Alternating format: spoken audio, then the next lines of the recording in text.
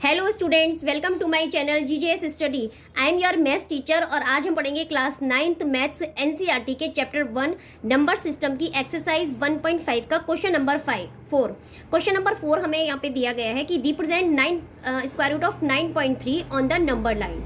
तो इसको हमें नंबर लाइन पे, ये जो इरेशनल नंबर हमें यहाँ दिया गया है, इसको हमें नंबर लाइन पे रिप्रेजेंट करना है। इससे पहले भी हमने 1.3 एक्सरसाइज में रैशनल और इरेशनल नंबर को नंबर लाइन पे रिप्रेजेंट किया था, पर यहाँ थोड़ा सा डिफरेंट आपका मेथड रहेगा। तो इसमें हम क्या करते हैं, जो हम इसमें फर्स्ट स्टेप लेंगे इसे नंबर लाइन पे प्लॉट करने के लिए, तो हम सबसे पहले जो भी हमें यहाँ पे नंबर दिया गया है स्क्वायर रूट के अंदर, तो हम उसे रूलर की हेल्प से 9.3 सेंटीमीटर की हम यहाँ पे एक लाइन खींच लेते हैं। तो इस तरीके से मैंने ये लाइन ले ली है और यहाँ पे 9.3 की मेज़रमेंट ले करके और मैंने ये लाइन खींच ली है। ओके, अब हम इसको कुछ नेमिंग दे देते हैं। हम इसको नाम रख लेते हैं। Suppose this is the A point and this is the B point.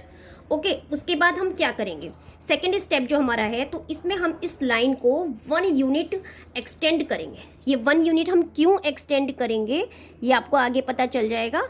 अभी जो सेकेंड स्टेप हमको यहाँ लेना है, तो उसमें हमें इसे 1 यूनिट इसको एक्सटेंड करनी है। और ये जो हमने यहाँ पे इसे एक्सटेंड की है, तो ये पॉइंट हमें मिल गया है यहाँ पे, इसको हम मान लेते हैं पॉइंट सी। ओके, ये बी पॉइंट हो गया, ये सी पॉइंट हो गया और ये हमारा ए पॉइंट हो गया। अब देखिए ये जो लाइन थी ये 9.3 यूनिट की लाइन थी। ओके, उसके बाद जो हमने इसे 1 यूनिट एक्सटेंड किया, तो ये पूरी जो लाइन ए सी हमें मिली है वो 10.3 यूनिट की हो गई। मीन्स हमारे पास क्या था कि हमारे पास था ए बी इक्वल टू, हमारे पास A B equal to 9.3 unit था, और फिर जब हमने ए सी लिया तो ये हमारे पास +1 यूनिट होके 10.3 यूनिट की लाइन हमको यहाँ मिल गई है।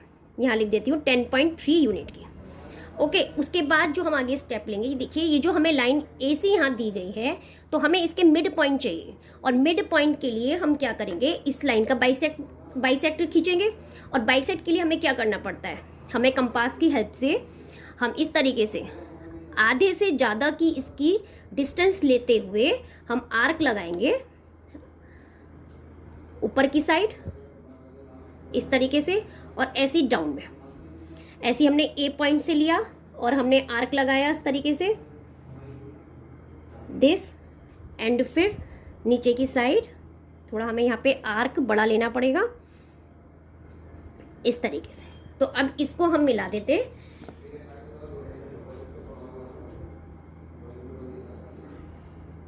इसको मिलाने के बाद जो हमें ये पॉइंट यहाँ पे मिला है, ये इस AC लाइन का, ये जो हमें लाइन AC दी गई है इसका मिड पॉइंट है। ओके, तो ये जो हमें इस पॉइंट, इसको हम मान लेते हैं, इसकी हम नेमिंग कर लेते हैं O। तो इस तरीके से हमें ये यहाँ पे हमने बाइसेक्ट कर लिया है और हमें AC का सेंटर मिल गया है। उसके बाद हम क्या करेंगे, ये जो OA दिया गया है, OA is equal to OC, क्योंकि ये मिड पॉइंट है इसका। फिर हम क्या करेंगे, OA को रेडियस मानते हुए और सेमी सर्किल ड्रॉ करेंगे इस तरीके से। OA को हमने सेंटर माना और हमारा ये सेमी सर्किल हमने यहाँ पे ड्रॉ कर लिया है। ओके, अब इसके बाद हम क्या करेंगे, इनके स्टेप्स जो हैं हम लिख लेते हैं, क्योंकि हमें स्टेप्स भी शो करने हैं। ओके, मैंने यहाँ पे स्टेप लिख लिए हैं। अब इसमें हम क्या करते हैं, अब जो नेक्स्ट स्टेप आएगा उसमें हम यहाँ पे बी पॉइंट से एक परपेंडिकुलर खींचेंगे, और ये परपेंडिकुलर ये जो हमें सर्किल दिया गया है वहाँ तक खींचेंगे जहाँ पे ये इसे टच करेगा। ओके, तो आप इसे इस तरीके से, ओके, और हमने इसको मिला लिया, यहाँ मीट कर लिया, जो कि इस सेमी सर्किल को काटेगा। इस पॉइंट को हम नाम लिख लेते हैं D। ओके, तो इस तरीके से आप ये देखिए। उसके बाद हम क्या करेंगे, जो नेक्स्ट स्टेप में करेंगे, हम इसको ज्वाइन कर लेते हैं। ये जो पॉइंट हमें दिया गया है O और D पॉइंट को आपस में ज्वाइन कर लेते हैं। अब आप ये देखते हैं कि ये जो हमारा बनके एक राइट एंगल ट्राइंगल बन गया, क्योंकि ये हमने 90 डिग्री लिया था, ये हमने परपेंडिकुलर लिया था, तो ये हमारा राइट एंगल ट्राइंगल बन गया है। और इसमें ये जो हमारी लेंथ हमें मिली है BD, इसकी जो लेंथ है वो होगी √9.3। ओके, तो ये जो 9.3 है, तो हमें इस तरीके से ये इस सेमी सर्किल के थ्रू हमें मिल गई है। लेकिन ये हमारी, इसको हम प्रूफ भी करके दिखा सकते हैं पाइथागोरस थ्योरम के थ्रू। अब आप यहाँ पे देखिए, ये जो हमें मिली है यहाँ पे AO, OC और ये OD, ये तीनों आपस में इक्वल है क्योंकि सेमी सर्किल की रेडियस है। तो इसको हम यहाँ पे लिख भी लेते हैं कि देखिए जैसे हमारे पास मिला है हमें AO equal to OC equal to OD, ये हमें मिला है। ओके, ये तीनों हमें मिल गई है क्योंकि ये तीनों इसकी जो है रेडियस है। अब हम क्या करते हैं, पाइथागोरस थ्योरम के थ्रू हम इसको प्रूफ करके दिखाते हैं। तो उसके लिए हमें क्या चाहिए, इस वाले ट्राइंगल में हमें एक तो OB की लेंथ चाहिए और हमें OD की लेंथ चाहिए।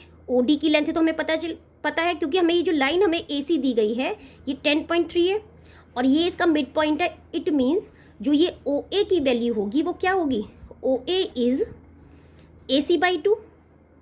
ओके, OA की वैल्यू AC बाई 2 होगी और AC की वैल्यू है 10.3 अपॉन 2। तो हमें यहाँ OA की वैल्यू मिल गई है। OA, OD और OC आपस में इक्वल है क्योंकि ये सेमी सर्किल की रेडियस है। उसके बाद फिर हम क्या करते हैं, देखिए फिर हमें ये OB की लेंथ और चाहिए। तो OB की लेंथ के लिए हमें देखते हैं कि ये जो हमें यहाँ पे दिया गया है OC की वैल्यू हमें पता है, हमें चाहिए OB की वैल्यू। OB की वैल्यू के लिए हम क्या लिखते हैं, OB इक्वल टू ये जो OC हमें गिवन है, OC में से अगर हम BC को माइनस कर लेते हैं तो हमें क्या मिल जाएगी, हमें ये OB लेंथ मिल जाएगी। तो हम क्या करेंगे, OC की वैल्यू हमें पता है, OC की वैल्यू 10.3 अपॉन 2 है क्योंकि ये तो रेडियस है सेमी सर्किल की, OC, OA एंड OD। उसके बाद जो BC की लेंथ है, ये जो हमने BC माना था 1 यूनिट लेंथ हमने मानी थी, इसकी वैल्यू है 1। ओके, जब हम इसको सॉल्व करते हैं तो सॉल्व करने के बाद में हमें क्या मिलेगा, 10.3 अपॉन 2 माइनस 1, और जब हम इसे इधर लेकर जाते हैं तो 10.3 माइनस 2 अपॉन 2। ओके, तो हमें यहाँ मिल जाएगा 8.3 अपॉन 2। तो यहाँ पे हमें इस OB की वैल्यू मिल गई है 8.3 अपॉन 2 और हमें OD की वैल्यू पता ही है, इसकी है 10.3 अपॉन 2। तो इसको लेकर के फिर हम पाइथागोरस थ्योरम को यूज़ करते हैं और इसको भी हम इस स्टेप को यहाँ लिख लेते हैं, यूजिंग पाइथागोरस थ्योरम। तो जब हमने पाइथागोरस थ्योरम के यूज़ किया तो इस राइट एंगल ट्राइंगल में आप ही देखिए, हमें पता है पाइथागोरस थ्योरम के according hypotenuse is equal to इसका बेस एंड प्लस हाइट होता है। ओके, तो हाँ यहाँ पे हमारा जो ये जो इस तरीके से हाइपोटेन्यूज की वैल्यू ये है और ये हमारा, हम इसको कुछ भी मान सकते हैं, चाहे इधर से हमने इसको हाइट मान ली, चाहे हमने इसे इधर से हाइट मान ली, और यहाँ पे हम इसकी वैल्यू पुट कर लेते हैं क्योंकि हमें BD स्क्वायर की वैल्यू यहाँ पे फाइंड करनी है। तो H स्क्वायर के प्लेस पे हमने यहाँ लिखा है हाइपोटेन्यूज जो हमें दी गई है 10.3 अपॉन 2 का whole square equal to base, ये जो OB की वैल्यू हमने यहाँ पे निकाली है 8.3 अपॉन 2 का whole square and plus H square means यहाँ पे हो गया BD स्क्वायर। तो BD की स्क्वायर की वैल्यू हमें निकल जाएगी। तो हमें इसको, जिसकी वैल्यू हमें फाइंड करनी होती है उसे हम एक साइड ले लेते हैं, इसको हमने इधर शिफ्ट कर लिया और अब हमें जो मिला है वो मिला है 8.3 अपॉन 2 का होल स्क्वायर माइनस 10.3 अपॉन 2 का होल स्क्वायर। ओके, देखिए इस तरीके से 10.3, एक सेकेंड, थोड़ा सा यहाँ हमने मिस्टेक कर दिया, इसे हमने इसे यहीं रहने देना है, माइनस का हो जाएगा इधर जाके ये। तो मैं 10.3 अपॉन 2 का होल स्क्वायर माइनस 8.3 अपॉन 2 का होल स्क्वायर आएगा। BD उधर शिफ्ट होगा तो माइनस का हो जाएगा, इसे यहीं रहने देना है।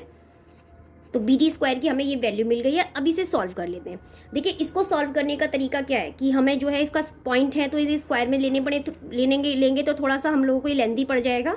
तो हमने एक फार्मूला पढ़ा था A square minus B square, एक आइडेंटिटी है ये जिसकी वैल्यू होती है A plus B and A minus B. तो उसी के अकॉर्डिंग इसी को यूज़ करते हुए हम इसको तोड़ लेते हैं और इसको जब हम तोड़ते हैं तो हमें मिलेगा 10.3 upon 2 plus 8.3 upon 2 and 10.3 upon 2 minus 8.3 upon 2। Okay, इसको जब हम सॉल्व करेंगे तो सॉल्व करने पे हमें यहाँ पे क्या मिल जाएगा, देखिए ये तो हो गया 18.6 अपॉन 2 एंड जब हमने इसको माइनस किया, इसको सॉल्व किया तो हमें क्या मिला 0, 10 में से 2 गया 8, 2.0 अपॉन 2। ओके, तो हमें ये मिलता है हमें, तो इस ये और ये दोनों कट हो जाते हैं और जब हमने इसका इसको डिवीज़न किया तो हमें क्या मिलेगा 9.3।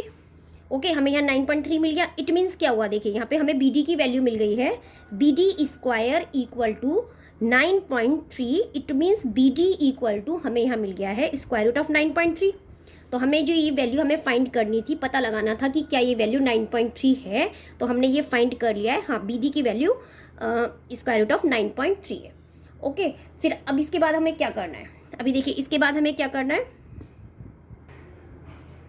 ओके, तो ये जो हमें स्क्वायर रूट 9.3 की वैल्यू मिली है, ये हमें मिली है इस तरीके से सर्किल पे। हमें लेकिन इसको नंबर लाइन पे शो करना है, तो नंबर लाइन पे शो करने के लिए हम क्या करेंगे, नंबर लाइन पे शो करने के लिए हम क्या करेंगे कि बी को सेंटर मानते हुए और बी डी को एज अ रेडियस मानते हुए हम एक सेमी सर्किल ड्रॉ करेंगे। ओके, तो हमने क्या किया, बी को सेंटर माना और ये वाली लेंथ ली। ये जो बी डी की वैल्यू स्क्वायर रूट 9.3 हमें मिली है यहाँ पे, तो हमने इस तरीके से एक सर्किल ड्रॉ करा। ओके, तो हमें इतना ही ड्रॉ इसको करना है और फिर इसको आगे, इस लाइन को आगे की ओर एक्सटेंड कर देना है और देखना है कि ये किस पॉइंट पे इसको मीट करता है। तो हमने इस तरीके से इसको मीट किया है यहाँ पे और इसको हमने कोई नाम दे दिया, सपोज हम इसको नाम दे देते हैं ई। तो देखिए ये जो वैल्यू हमें मिली है, बी ई की जो वैल्यू हमें मिली है, ये स्क्वायर रूट 9.3 है। ये स्क्वायर रूट 9.3 इसलिए है बिकॉज हमने बी को सेंटर मानते हुए जो ये सर्किल ड्रॉ किया है। देखिए ये क्वार्टर सर्किल है, तो ये भी रेडियस हुई, बी डी भी रेडियस हुई, और ये जो बी ई है ये भी हमें रेडियस ही, इसकी रेडियस है। तो जो वैल्यू इसकी है वही वैल्यू इसकी भी है। तो हम इसको थोड़ा सा स्टेप में लिख लेते हैं। ये स्टेप इतने आप नोट डाउन कर लीजिए। देखिए इस तरीके से हमने ये लास्ट स्टेप यहाँ पे लिख लिया है कि taking B D as radius and B as centre, draw a radius which cut the number line at E. तो इस तरीके से जो हमें बी ई की वैल्यू मिली है वो हमें स्क्वायर रूट 9.3 नंबर लाइन पे मिल गई है। इसे हम ब्रैकेट में भी लिख सकते हैं कि बी ई और A D radius of the circle है। देखिए इस तरीके से ये जो है बी ई इक्वल टू, ये जो हमें दिया है B D equal to B E, it is the radius of the circle. तो जो वैल्यू बी डी की है और वही हमें बी ई जो हमें मिल गई है यहाँ पे वैल्यू, तो ये बी ई हमें स्क्वायर रूट 9.3 हमें नंबर लाइन पे हमने इसको ड्रॉ कर लिया है। ओके, मिलते हैं नेक्स्ट वीडियो में आगे के क्वेश्चन के साथ। Thank you.